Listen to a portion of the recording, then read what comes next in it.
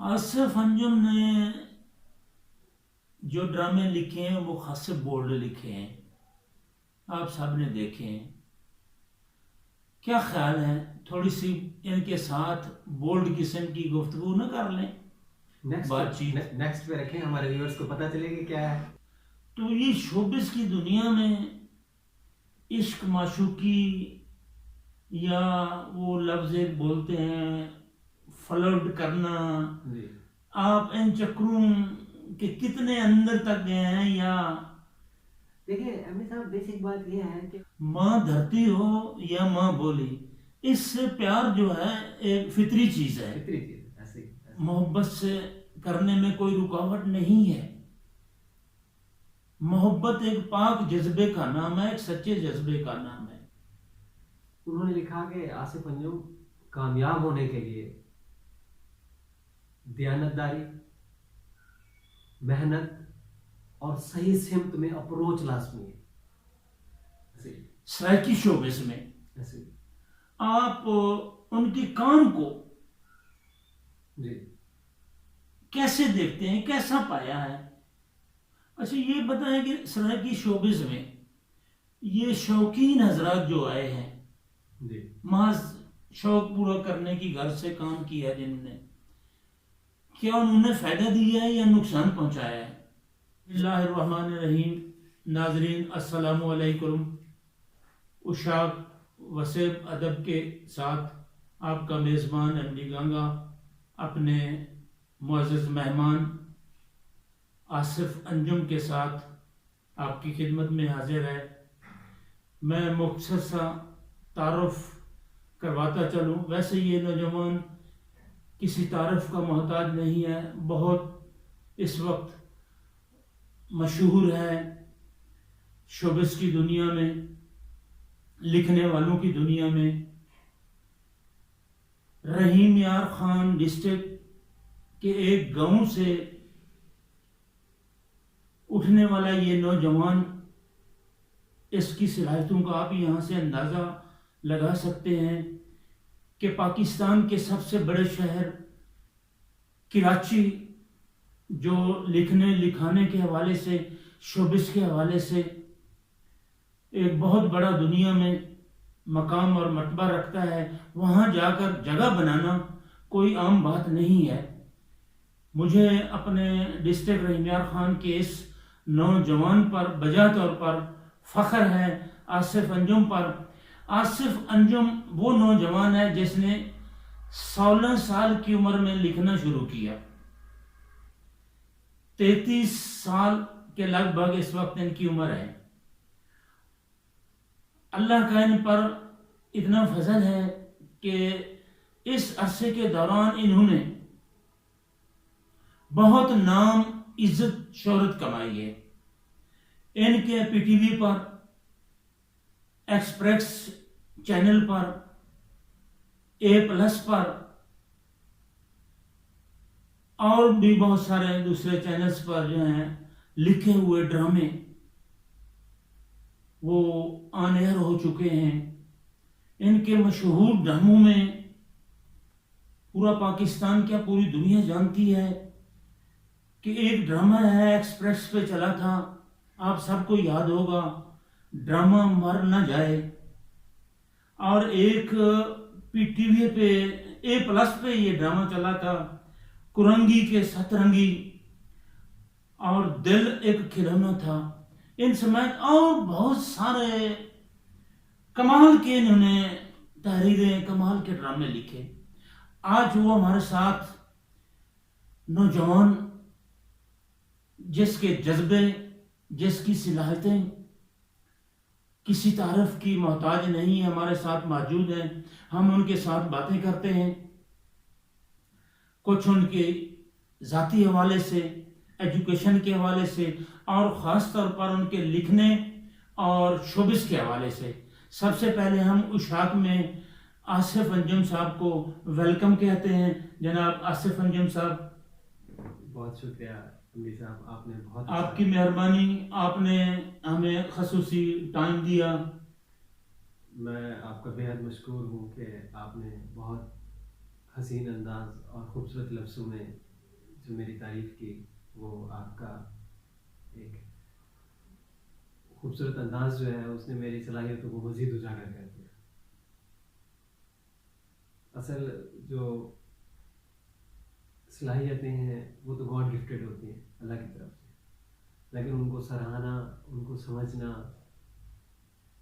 और उनको इस तरह से बयान करना जैसे आपने बताया, तो उससे जो मेरी एक कोशिश और मेहनतें रही हैं अपने इस करियर के सफ़र में, आपसे मिलके और आपकी वो जो सारी गुफ्तगू है जो इससे पहले भी होती है उससे मुझे बेहद हौसला अच्छा लगा। नाजरीन, आसिफ अंजुम सिर्फ ड्रामा राइटर ही नहीं, बहुत अच्छे कहानी नवीस और अफसाना निगार भी हैं। इनकी एक किताब भी फैक्शन हाउस की जानिब से छपकर मार्केट में आ चुकी है, मेरी मलका। आसिफ अंजुम ने जो ड्रामे लिखे हैं, जिन मौजूआत पे लिखे हैं, वो खास से बोल्ड किस्म के हैं।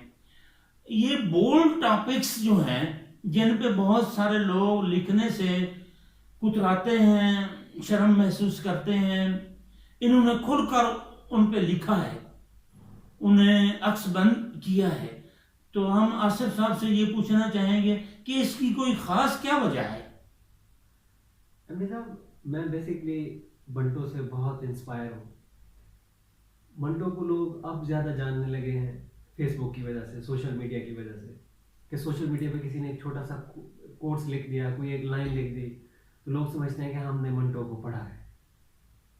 मुझे शाह साहब सैयद अनीस शाह जिलानी, अल्लाह उन्हें गरीके रहमत करे, उन्होंने मुझे मंटो से मुतारिफ कराया था, और जब मैंने मंटो को पढ़ा तो मुझे मंटो बेहद अच्छा लगा। और मंटो को ये सब जानते हैं कि मंटो का जो बेसिक एक स्टाइल था लिखने का, उसने जो ज़्यादा लिखा, उसने प्रोस्टिट्यूट पे लिखा, तवाइफ पे लिखा, फहाशा पे लिखा। अब उसके पढ़ने के बाद एक तो ये कि मुझे ये लगा, बेसिकली मैंने वो वाली कोटेशंस नहीं पढ़ी जो लोग फेसबुक पे एक लाइन पढ़ते हैं, मैंने मंटो का पूरा मवाद पढ़ा है और पूरा मेरी लाइब्रेरी में मौजूद है।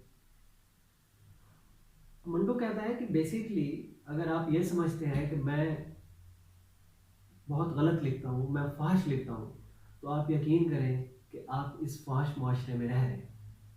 मंटो लिखता है मेरा एक करैक्टर क्यों है, मैं ऐसा क्यों लिखता हूँ। अब असल बात यह है कि लोग एक दूसरे की तारीफ में तो बहुत लिखते हैं, अक्सर जगहों पे आपने देखा होगा, बहुत सारे मतलब उसको आप किसी भी एंगल से देखेंगे, सोचेंगे तो आपको लगेगा कि लोग लिखते हैं और उनका पर्पस जो होता है वो पर्टिकुलर लोग होते हैं, मखसूस लोग होते हैं। लेकिन मैं समझता हूँ उन लोगों पे भी लिखना चाहिए कि जो आम आदमी का मौजू ना हो, जिनसे आम आदमी लिखने से, जैसे आपने कहा, कुतराते हो। और दूसरी बात ये कि जैसे एक लाइन मैंने कहीं पढ़ी थी कि रंडी के कोठे पर हर कोई रात को जाना चाहता है, लेकिन दिन में उसके जनाजे में कोई नहीं जाना चाहता। जिस तरह कहीं पे एक लाइन मैंने पढ़ी कि भाई वो एक प्रोस्टिट्यूट लिखती है कि शहर के मुअज्जिज़ीन को मुझसे बेहतर कौन जानता है। बल्कि बंटू की किसी अफसाने में मैंने पढ़ी थी कि शहर के मुअज्जिज़ीन को मुझसे बेहतर कौन जानता है, कि वो जो शहर में दिन में मुअज्जिज़ीन हैं वो रात में वो भी इन कोठों और इन सब लोगों से होके आते हैं। अब क्यों है ऐसा? जैसे आपने बड़ा खूबसूरत सवाल किया कि भाई मैं क्यों लिखता हूँ। अब असल बात यह है कि कोई भी चीज़ जो वजूद में आई है वो क्यों आई है। सवाल यह है कि कोई भी चीज़ जो वजूद में आई है वो किस कॉन्टेक्स्ट में आई है, वो पैदा कहाँ से हुई है, तो उसके जिम्मेदार कौन है। देखिए कहीं ना कहीं हम जिस खातून को ये समझते हैं कि ये गलत है, कभी जाहिर सी बात है वो एक कुदरत के उस प्रोसेस से गुजरी है। वो पहले बच्ची थी, छोटी थी, फिर जवान हुई, जवान से मुराद वो बलूगत में, सने बलूगत में उसने कदम रखा, फिर वो कहीं ना कहीं किसी की हवस का निशाना बनी या कहीं उसने मजबूरी के लिए खुद को पेश किया। तो ये कौन से हालात हैं? मैंने अगर कहीं लिखा है तो मेरा बेसिक उसमें लिखने का कॉन्टेक्स्ट ये है कि वो किन वजूहात के बिना पर इस पे आए।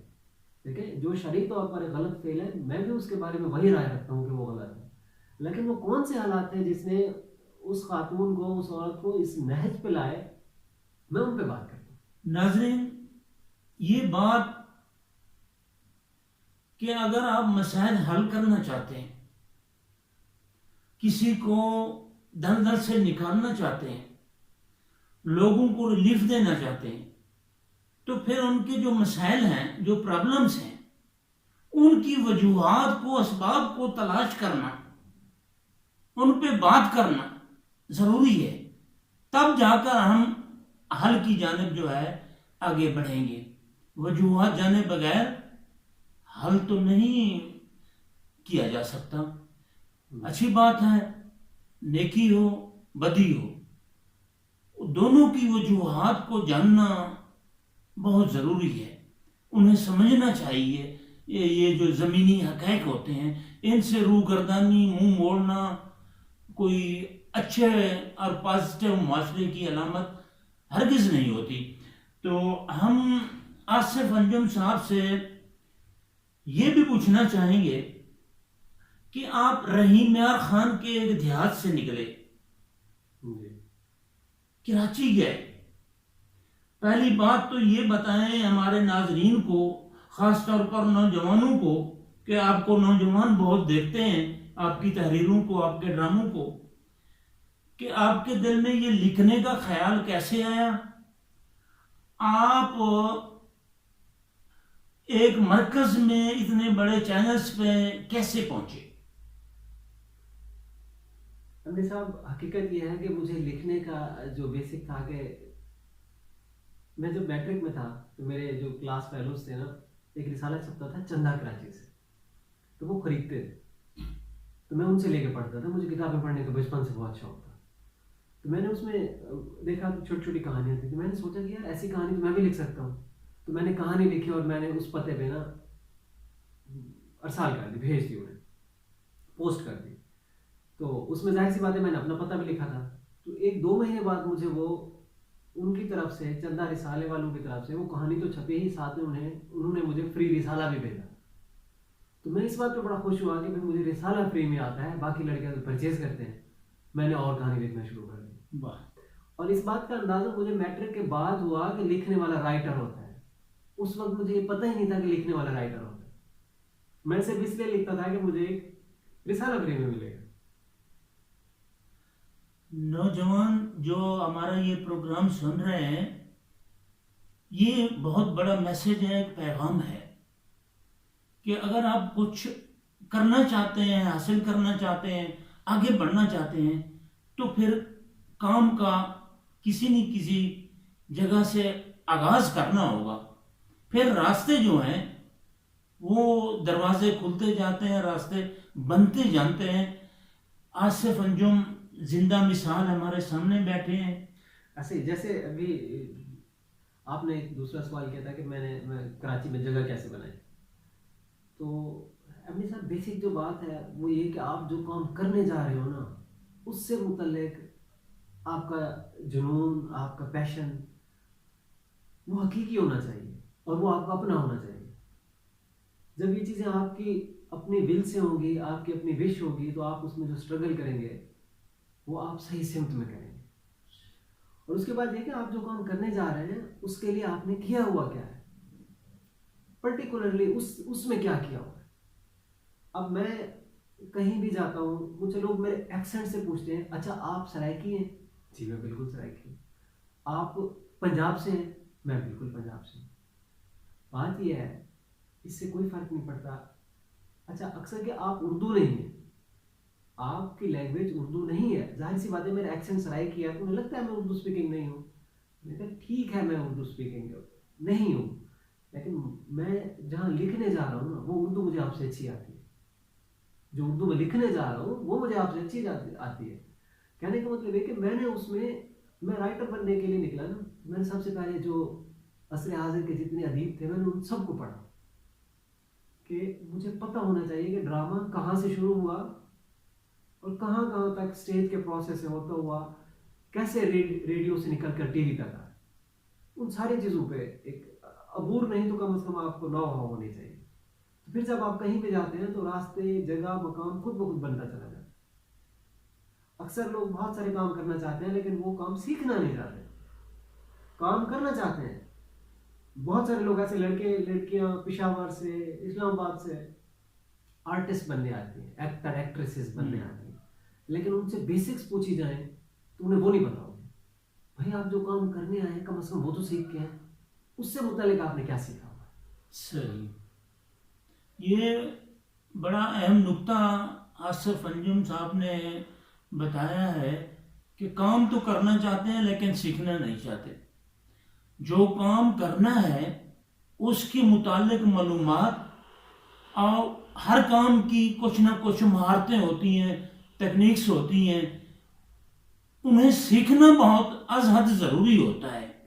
उन्हें सीखे बगैर बंदा कोई मकाम और मर्तबा यकीनन हासिल नहीं कर सकता। तो ऐसे लोग फिर गिला शिकवा भी करते हैं उस शोबे का भी, उस शोबे से वाबस्ता लोगों का भी। तो सबसे पहले यकीनन बंदे को अपनी इस्लाह करनी चाहिए, अपनी कमी कोताहियों पर काबू पाना चाहिए। आसिफ अंजुम साहब आजकल कराची में होते हैं और इनका ओढ़ना बिछोना लिखना ही है। ये शॉर्ट स्टोरियां और सीरियल्स, तवील दौरानिया वाले, मुख्तसर दौरानिया वाले सभी लिखते हैं। तो हम आज ये भी पूछना चाहेंगे कि शॉर्ट स्टोरी का बड़ा एक ट्रेंड चला है। आप हमारे नाजरीन को शॉर्ट स्टोरीज से मुताल्लिक कुछ आगाही फरमाएं। जो लिखना चाहें वो कैसे लिख सकते हैं, उन्हें कौन सी बुनियादी चीज़ें जो हैं सामने रखनी चाहिए।